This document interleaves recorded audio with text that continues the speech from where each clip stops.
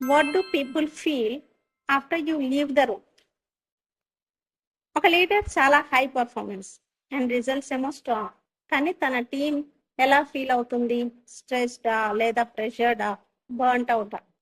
And work complete అవుతుంది కానీ energy నెగిటివ్గా ఉంటూ ఉంటుంది. సో అప్పుడు నేను ఒక కాన్సెప్ట్ ఇంట్రడ్యూస్ చేశాను, ఇమోషనల్ వేగ్.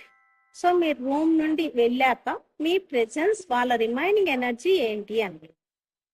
ఇన్స్పైరింగ్ గా ఉందా, లేదా టెన్షనా, లేదా లీడర్ మూడ్ కంటాజియస్?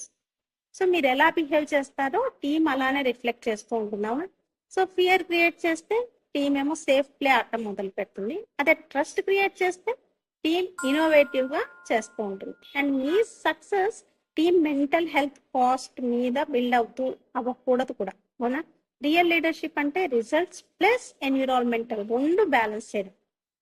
అలాగే మీరు ఎనర్జీ క్రియేట్ చేస్తున్నారా లేదా డ్రైన్ చేస్తున్నారా? అవునా? డెసిషన్ మీ దగ్గరే ఉంటుంది. Master your impact, build strong positive teams and join my daily sessions and me leadership presence transform చేద్దాం.